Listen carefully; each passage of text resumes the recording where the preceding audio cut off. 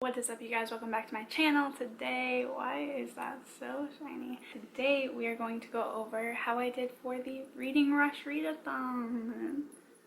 Yay! I did post one vlog of the Reading Rush while it was happening, and then it just got the best of me. I didn't even end up reading a lot after those like 2 days that I vlogged, so there's really no point in vlogging it, I guess. So yeah, I did post 2 days though, so if you're interested in watching that, I will leave it up above and down below. But let's just go over how I did and what I read. So I have my notebook so I can make sure I don't miss anything. Look at that. Yep, 3 days, no reading. Wow, success. So let's start, I guess, just with some basic stats. Day 2, I read 83 pages. Day 1, I didn't participate.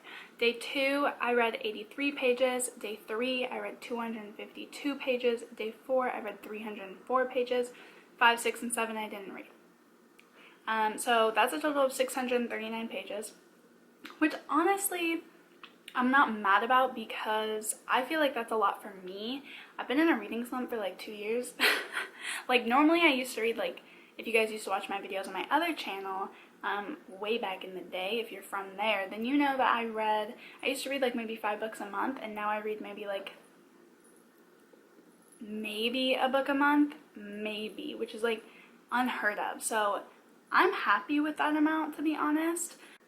1, 2, 3, I read 4 books total, which honestly I'm pretty happy about. As I just said, like, I have not been reading at all, so to read 4 books in that amount of time, like, I'm fine with that, to be honest. Like, I'll take it. I didn't complete all of the challenges, but honestly, we win some, we lose some. And I feel like not a lot of people complete all of the challenges anyways, so I need to remember. My little perfectionist in my head needs to remember. It's just all for fun. So let's see. Let's go over like some of the random challenges first, and then we'll go over what I read. So completing all the 2019 book challenges, I didn't do that. Sneak peek. Read a 5-star book, I did that. 2019 reader, did that. Read over 1,000 pages, got relatively close in the scheme of things, but did not do that. And then relatively close, more than halfway. Post a booktube video, I did that. Read 7 books, I didn't do that. But honestly, I'm fine with that. It was still fun, honestly. I've never actually taken part in like a readathon where I actually just like, I tried to do witchathon last fall and it just like failed miserably for me. So I've never actually done a readathon. This was the first time I've done one where I've actually like really tried, like set my mind to it and everything. And I'm happy with how much I read, and luckily this readathon has like kicked me into wanting to read again, because I'm like, if I can read 4 books in technically only 3 days, then I should be reading a lot more since I love it so much, you know? The first thing that I read was How to Smoke a Weed by Owlin. This is a I got it out of NetGalley, and it said that it is actually going to be like pocket-sized, little graphic novel all about cannabis, pretty much information and tips on smoking, how to properly, ways to properly, you know, like little tips and informational tidbits, all about to make sure that you're safely using cannabis, since it is kind of an up-and-coming industry. I thought it was interesting. I gave it 4 stars. There was nothing wrong with it, but I just couldn't justify a 5-star. Like, it's not a favorite, so like I can't give it 5 stars even though there's nothing wrong with it. It's like, it's great, it's informative. I think it'd be really useful to people, but like I can't give it 5 stars because it's not just like an all-time favorite, you know. But that one I read in the same spot, so it could be counted for that one. It does have purple on the cover, so it could be counted for that one. It's a non-human main character, so it could be counted for that one. And it does have 5+ words in the title, so it could be counted for that one. So that one book alone was 4 challenges. I did use some other books for those same challenges, but ultimately, yeah, that book alone could have done most of it. Then I read Geronimo Stilton, The Curse of the Cheese Pyramid. If you watch my vlog, then you know that this book is pretty much why I went into anthropology.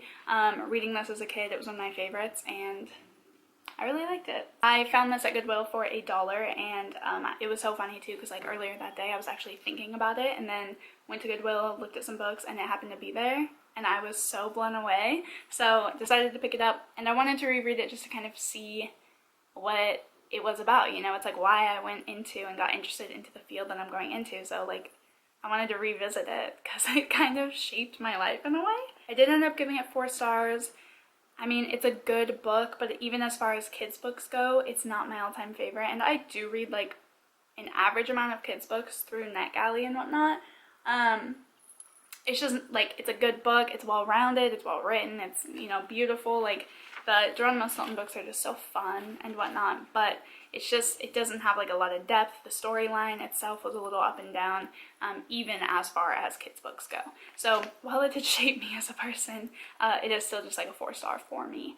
But I used this one for the read a book with a non-human main character. Then I read Sometimes I Lie by Alice Feeny. This is about a woman who wakes up to realize, well, wakes up used loosely. She wakes up, I suppose, to discover she's in a coma, and she can't move, she can't see, but she can hear everything. And some stuff goes down with her husband that she hears, some stuff goes down with her sister that she hears, and there's a person just coming in and like standing next to her, not saying anything.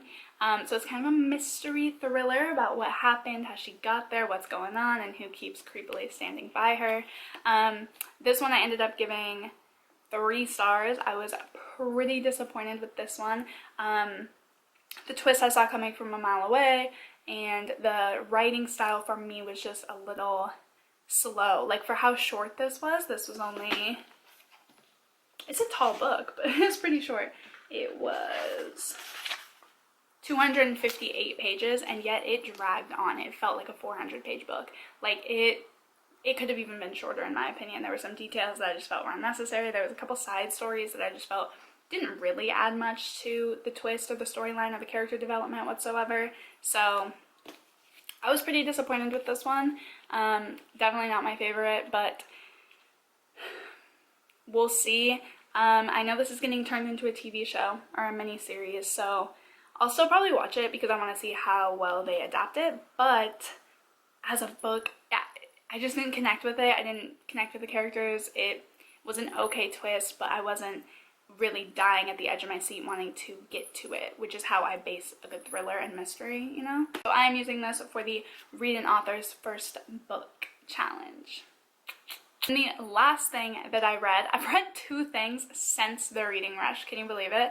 But the last thing that counts, I'll talk more about that in my wrap up. The last thing that counts for the reading rush would be that I read, bless, Mooncakes, which I got from NetGalley as well. I've been hearing loads about this, and I heard it was witchy, I heard it was queer, I heard it was POC main characters, and I was super, super, super stoked to get my hands on this because it sounds right up my alley. And I saw a couple pictures of it, and I was just in love with the art style and the color scheme. So I was so excited when I got my hands on this, which I think was like day 3 of the reading rush or something. I got an email saying that I could view it. So I was super, super, super excited. I did end up rating Mooncakes 5 stars. I just loved it. Thought it was so well executed, and it was beautiful, and just like, oh my god, it was so like bittersweet. Like I just loved everything about it. So Mooncakes does count for the challenge. Rate a book 5 stars. I also counted it for read a book with purple on the cover and read in the same spot. So I was absolutely in love with it. I'll talk more about it in my wrap up. The challenges that I did not complete were read a book you meant to read last year. Honestly, I just got overwhelmed. Like everything on my bookshelves pretty much I wanted to read last year. That's what I said in the vlog. I was like, there's not a book on here that I didn't at one point think like, oh, I should read that last year, you know? Like I haven't been given or received too many or bought too many books this year, 2019, so almost all of these are the same that I've had last year, and of course I wanted to read them at some point. I also didn't do the read and watch a book to movie adaptation. I was gonna read Alice's Adventures in Wonderland, but I just was never in the mood for it. I even found like a really, really nicely narrated free audiobook of it on YouTube, but I just was never in the mood for it, so I didn't want to force myself to. And I have already read Alice's Adventures in Wonderland, so it was a reread, and I just didn't know if I felt like revisiting it right now. I don't know, guys. I just got in like a weird mood, and I just couldn't be bothered, I guess. So overall, I only didn't complete 2 challenges out of the main challenges, and then I didn't complete 3 challenges that I set out to, which was read 7 books, read over 1,000 pages, and complete all of the challenges. But I'm happy with it. I'm happy with what I read. I'm happy with how it went. I've been super, super excited to like sit down and just watch everybody's vlogs from that crazy hectic week. And yeah, I don't know. I had a really good time, and it kind of made me fall back in love with reading and books and everything. And like I said, I've already read 2 things since then, so clearly it really like gave me the push I needed to really get back into reading. I hope that if you participated in the reading rush that you enjoyed it and had a good time and read some good books. And yeah, if you did, let me know what you read. Be sure to like this video because it really does support this channel. Be sure to subscribe as well if you haven't already, and you can click the bell to be notified every time I upload, since YouTube really does like to not have videos pop up in subscription feeds these days. Overall, I hope that you guys enjoyed this video. I will definitely talk more about these books in my July, can't believe July is already almost over, wrap up. And I will see you guys later. Bye!